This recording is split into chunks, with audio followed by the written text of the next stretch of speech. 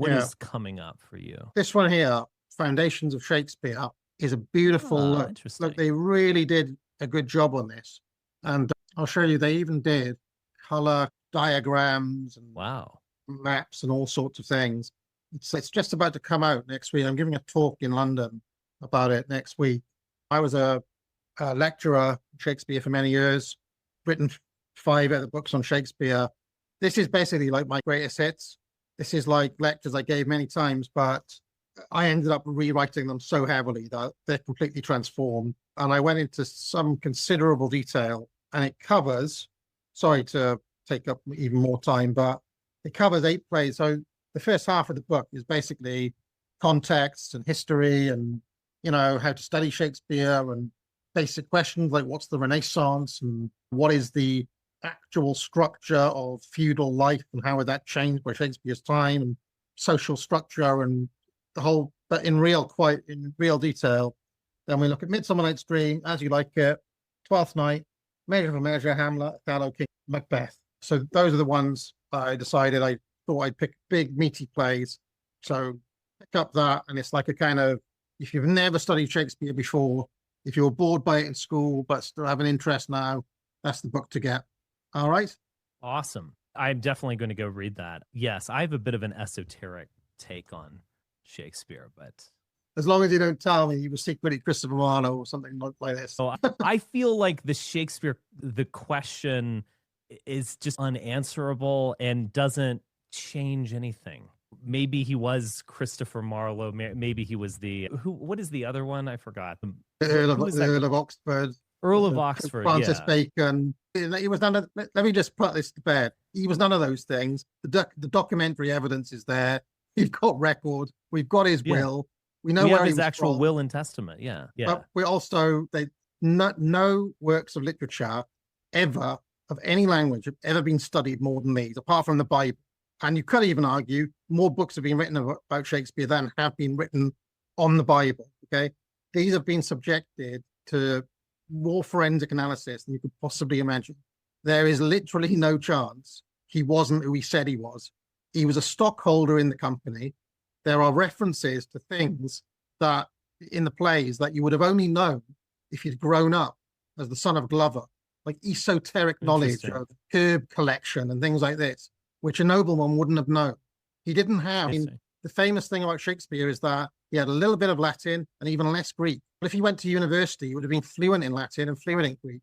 So there's all sorts of things that just show not only the documentary evidence and the fact that he was a real guy and the fact that he was famous in his own lifetime and the fact he was rich and bought houses in Stratford and so on, but there's lots of stuff in the plays themselves that show you, yeah, he probably was who he said he was. But anyway, that's all in there as well somewhere. No, when I say esoteric, I do think that Shakespeare is engaging in some higher level esoteric messaging. And I think a lot of it is revolving around Christianity. I'll write a book on it one day. People are dragging me in the chat for my slow publishing schedule. I'm sorry, it just is what it is. But I think there are esoteric messages to Shakespeare. The ones that jump out at me are ones that we talked about not too long ago in Hamlet and Romeo and Juliet. But I think they are ultimately about an attempted reconciliation in the case of Hamlet between Catholicism and Protestantism, and in the case of Romeo and Juliet between the New and Old Testament. And so I do think he's deep, and people like Stephen Greenblatt who have nipped around the edges of this in terms of Protestantism and Catholicism and Hamlet, but even he didn't actually take it all the way home in his book, Hamlet and Purgatory, which is well worth reading. It's very interesting. So I do think there's work to be done taking a REM lens. It's not gem as Mark and I would define it, but it is something, and it's interesting. I think it is a field that can be very productive. But possibly of interest to you, Richard, is that one of my older books is called Shakespeare's Moral Compass. Of the 5 books I wrote, and I went into that expecting actually to find a much more Christian Shakespeare. And during my research for that, I found that in the 19th century there was Victorians were very moralistic.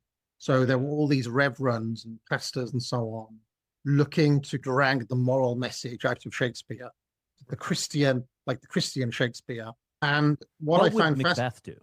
What I always ask myself. So one of the really fascinating things I found is that these 19th century priests were going to Shakespeare and saying, hold on a second, there's something odd here. This guy ain't a normal Christian. In the moments where characters should reach for salvation and look up, they don't.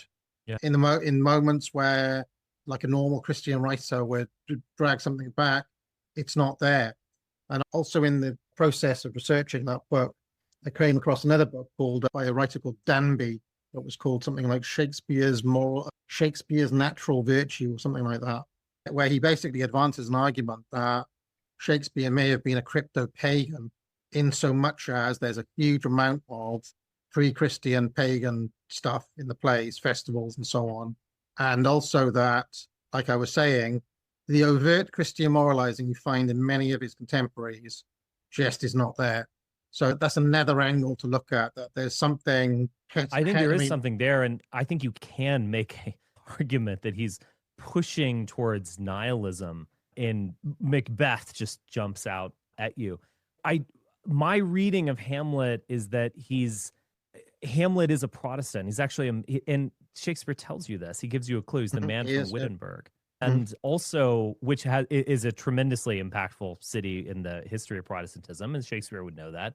There's also an interesting reference to a diet of worms after he kills Polonius. You'll nose him as you go up the stairs or something like that. And so it's very interesting. You have these like references connecting Hamlet with Protestantism.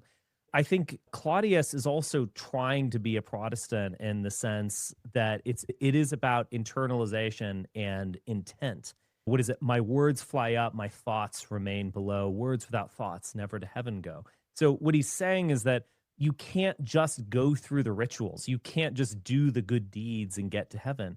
You have to sincerely believe it, and he can't give up the kingdom because it would be disaster for himself and Denmark. And so he has to hold on to his biggest, greatest sin.